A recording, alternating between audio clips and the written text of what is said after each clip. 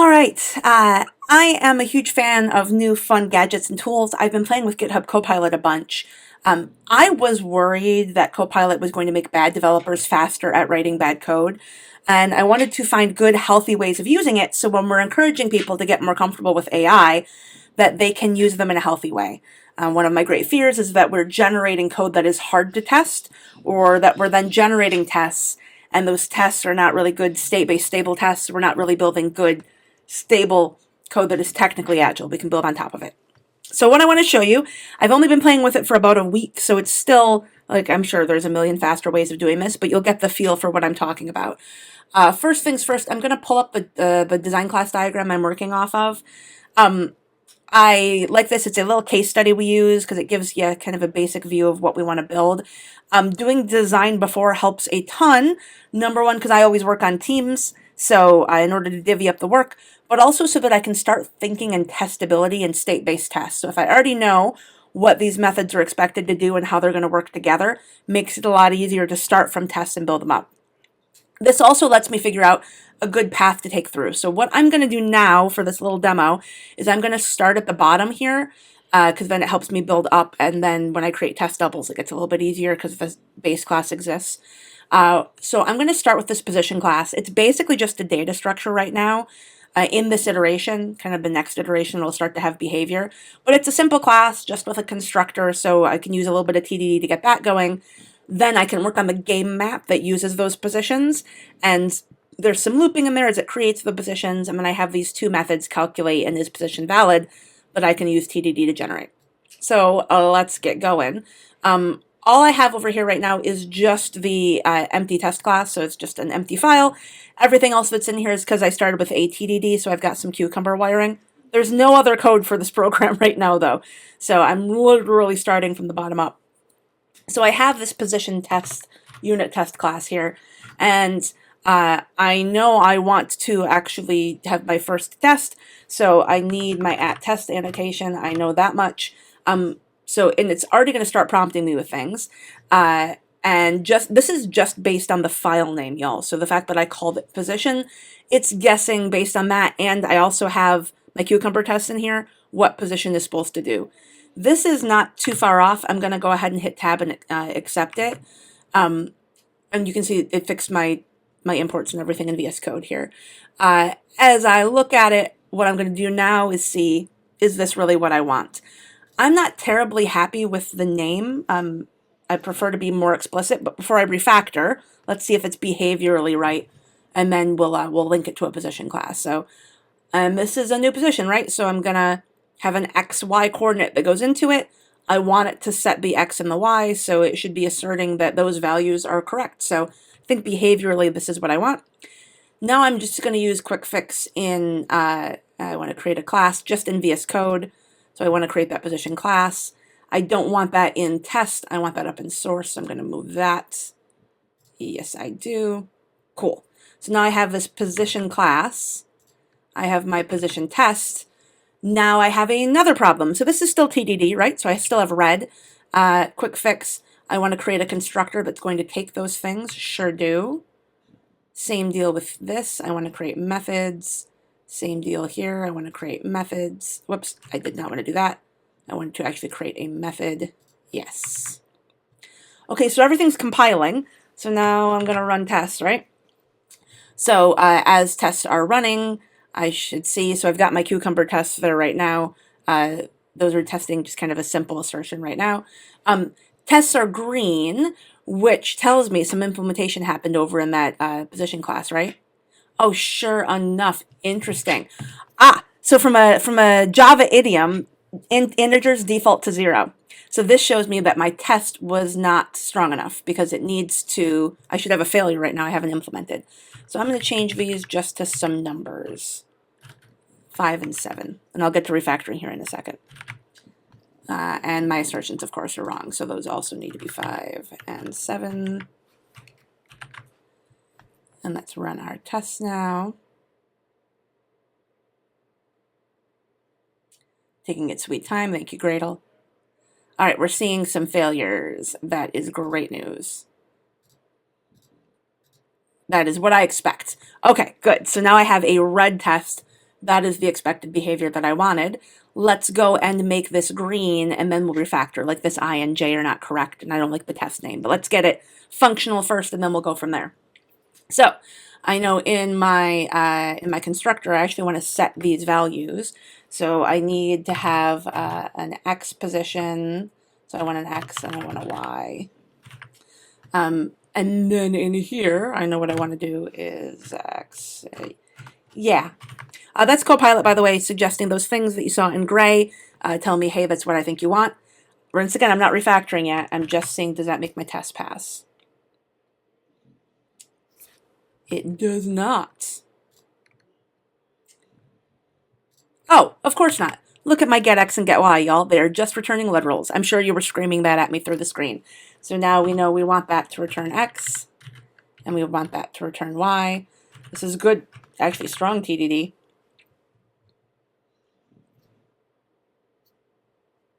All right.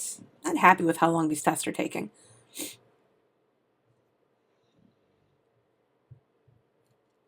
All right, part of this is Spring Boot, by the way, part of this is Gradle, and part of this is the fact that Cucumber's wired in. I might go back and remove some of that stuff because I want my test cycles like that fast for TDD, right? Okay, so we have passing tests.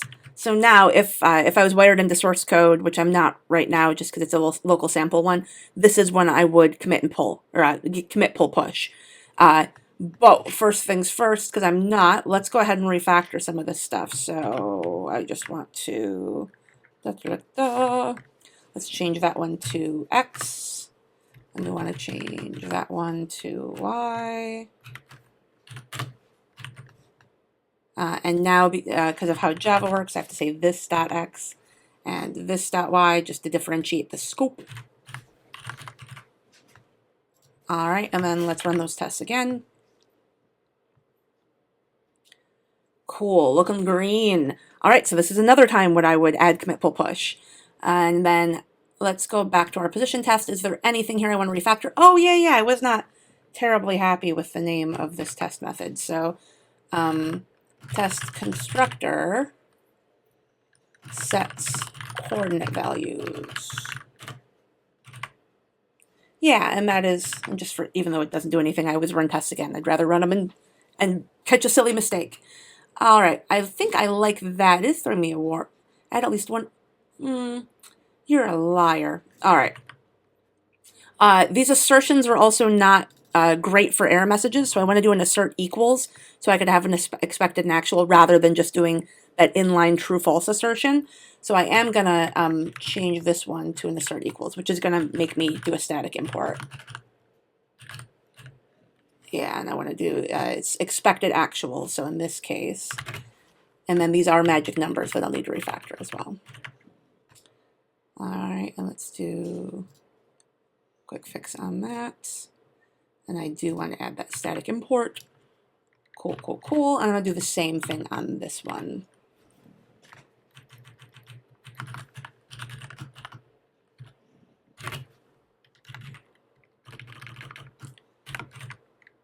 All right. Oh, and I've got extra parentheses I don't need. That's what's going on. Okay, let's run our tests again.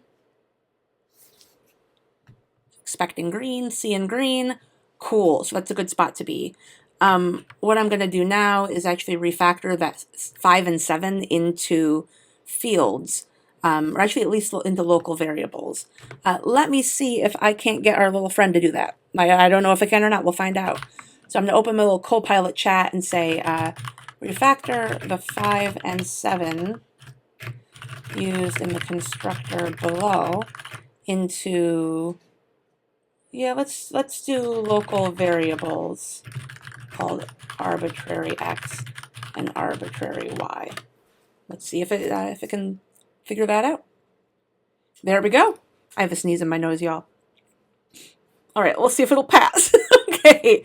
All right, so you can see on the right-hand side is what it's suggesting, and I am quite happy with that. That is exactly what I meant. So you can see it's given me now a good solid refactoring. So I got those magic numbers out of there. I'm clear what the x and y are. Cool. All right. So I have my position class. I'm not going to test the getters because there's no behavior in there I'm worried about. And there's nothing extra I need to do. They're almost trivial. And if you're in a language like C# or Python, you don't have to do that at all. So what I'm going to do next is now start on this map class. So our game map uses these positions. It creates them as part of its constructor. So it's going to go ahead and generate them all. And it can, in a loop and kind of in an inner loop and an outer loop, and it'll put the X coordinate and the Y coordinate into that position so it has them. And then I've got these other two methods here. We'll see what I get to. Like, basically, it's how long my dogs and bird are quiet, for how long we get to see this go.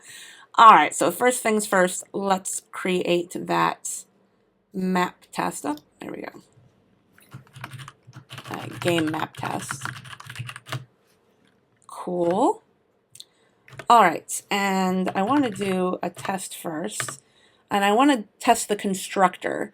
Yeah, you know, it's pretty close to what it is that I want. But I want it actually so the game map has exactly 100 positions in a 10 by 10 grid. So what I want to make sure happens is that I'm going to use TDD and scenarios here. So the first thing I want to check is that the game map constructor creates exactly 100 positions. So I'm going to start with that.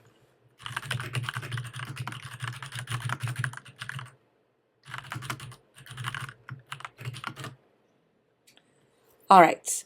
Now you can see that it's starting to prompt me with what a good assertion might be. The more descriptive my test scenario names, the more the better it is at guessing at what it is I want. So you can see it's going to create a new game map, call its constructor. That is what I want. And then it's going to assert that the position size, that list size, is 100. Now the downside is I'm not going to store my positions like that. I'm actually storing them in a multi-dimensional array. So what I need to get it to do is something like that. So I do know I do at least want to create that. So I like that, but I don't want that. So let's just start here.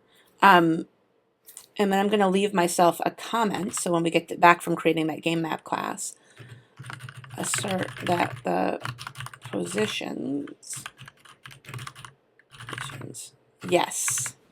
Okay. So you can even see it's prompting me for like good comments, and I'll show you how to do that in a second. All right, first things first, let's use quick fix to actually generate that class. And then I want to move that class up to the right package. Cool. You can see it's just an empty class right now. All right, so now that I've got that, I have this comment up above. And I think what I want to do now is let's see how much it can do for us. I don't have a lot of hope with this one because we haven't given it too many clues, but let's see. I'm going to say implement the comment above.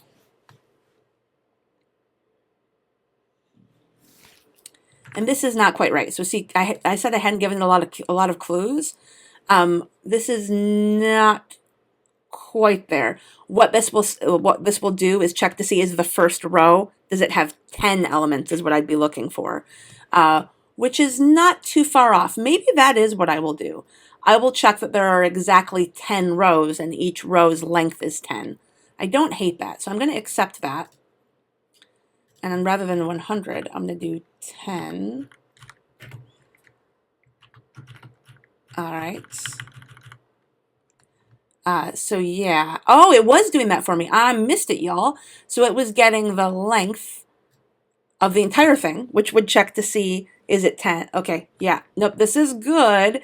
And then it's checking to see, because each one will be the same length. This is clever but less explicit, especially for newbies and especially for low-level TDD. This is not bad, but I think I want to go simpler right now, and I'll just do this for now. But no fault to my CoPilot here. All right, so I need to create that, and then I need it to return something that has length, right? So right now it's just doing that. This will go ahead. I'm going to go ahead and create positions.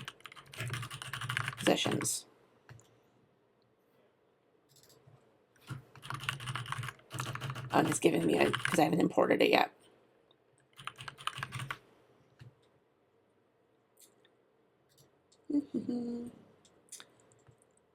No, why are you not seeing it? Oh, that is what I want. Oh, y'all are just bad at typing. Okay. So right now I need it to return literally this. Let's go back to our tests. Okay. Oh, and I still need to do a static import. There we go. Okay. So this should fail right now, right? Because we don't have an implementation. So it's null. That is what I expected because we haven't actually generated it. So we have a failing test. So I can go back over to my production class now. And actually I need my constructor.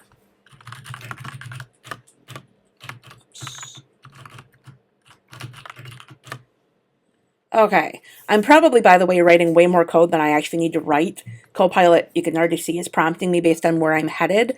Part of it is because I'm still not comfortable with CoPilot and old habits die hard. And part of it is I want to lead it down a specific design path. And I want to make sure that I have tests that motivate that code as I go. But probably more of the former than the latter.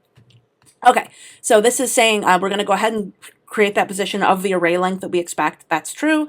And it's already creating my inner and outer loop.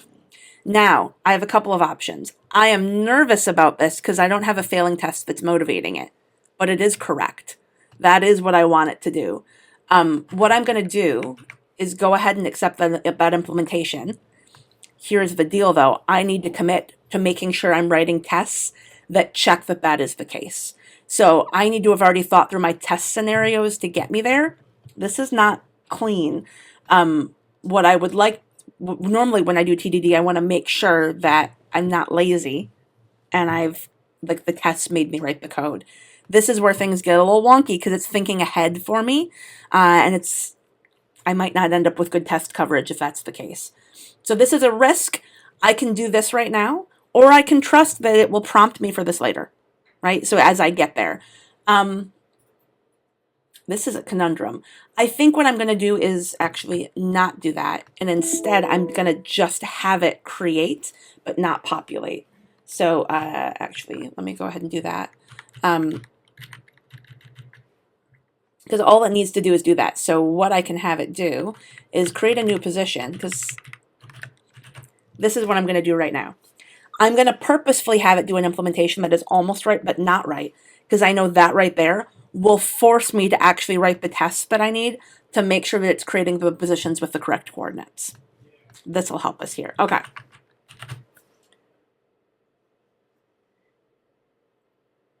And this now I expect it to pass because we only have the length test going. Okay.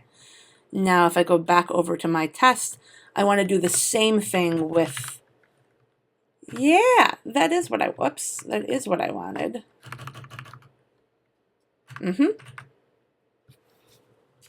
So it's checking to see that one of the rows is also that length, which is exactly what I would hope to see. And right now that should pass, actually, because we have both of those loops going. This is checking I have a 10 by 10 grid. Really, if I wanted to make 100% sure, I would check every single row, 0 through 9, to make sure that was the case. And I might do it in a loop. Given how simple this implementation is, I'm going to favor the simplicity of the test and making my tests fast and say that's good enough, even though that's not awesome. I'm now going to start another test that said test constructor creates positions with correct coordinates.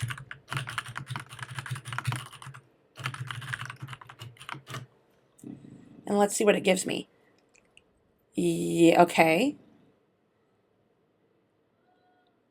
Oh, what it's doing is giving me a test that reflects the current production code. So you know how I said it so it's always like 3 whatever? It's testing for that right now. I'm going to go ahead and let it do this because it gives me syntax. But really, what I expect to see is a position at 3, 4 to have an x of 3, and a position at 5, at like, let's say 7, 5 to have a y of 5. Like, those are 2 tests of kind of the x and the y and what I expect. All right. The first one passed, remember, because like I set that always to 3. This is why I picked kind of random numbers and I'm trying stuff. Okay, so what this tells me is this test needs to be stronger for x. Let's go ahead and just set that to 8. Then both those scenarios should fail. And then we'll go back over to our map and fix it.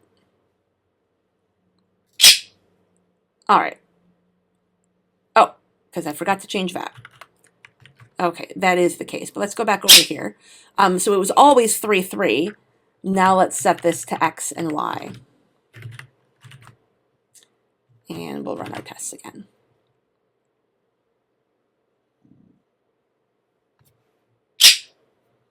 My bird is getting excited. Cool. All right, so we've got an actual like passing test here. The constructor looks good. From a refactoring standpoint, I might move this stuff into a helper method and get that going. So kind of spring a method here, a little private method for creation, because that's kind of an atomic thing that maybe I might want to do. Yeah, I think I like that in its own method. I'm not going to mess with it right now because I want to show you one more thing because my bird is getting a little antsy, and let's see what we can do. So one of the methods that I need is called validate position, or is position valid, and it will return true if the position is inside the boundaries and false if it's outside. So for instance, if you have a position that has coordinates lower than 0 or higher than 9, because this is a 10 by 10 grid, it should return false. So what I'm going to do is go to the test first, right? And create my test annotation and say is position valid returns false when outside boundaries. Okay, so let's see here. Look at that. Just by naming my test method here with something that's kind of descriptive and the context that it's aware of what I'm currently doing, the position class exists, it has coordinates, I have this map, it's already prompted me with test code and 4 different scenarios that hit all the edges, right? So north, south, east, west for going off the board. This is exactly what I want. All right, as I go here, I'm going to go ahead and create that method. And these should fail, right? Because I haven't implemented it yet. Indeed.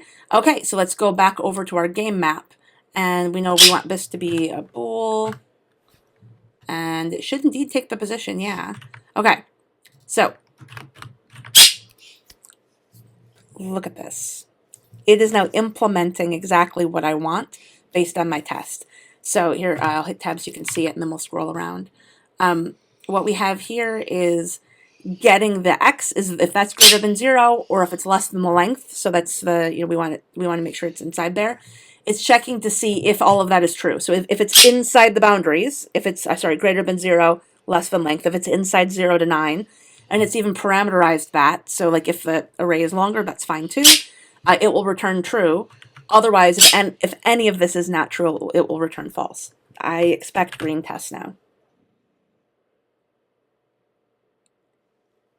All right, and this is not pure TDD once again, because it did a little extra implementation.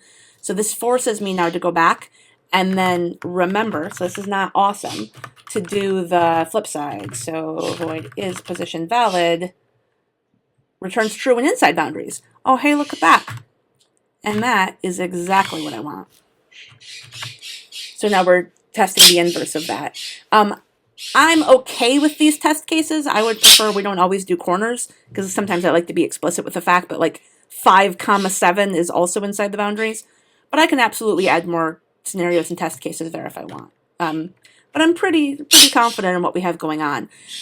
That gets us going with is position valid. I could keep going with calculate position. I could code the whole rest of this, but my birds are losing their minds, and I think you get the point. There's some stuff you have to be careful of with discipline, but I would say less than if you're doing this manually. It's actually like more tempting because you're already there typing, and what it's generating is of like better intent. You don't have to think so much about the syntax of x's and y's and loops and how multi-dimensional arrays work, and like not too shabby. There is a way of doing this that is not bad, and you can still do TDD. So go out there and see what you can do, and I'm excited to see it.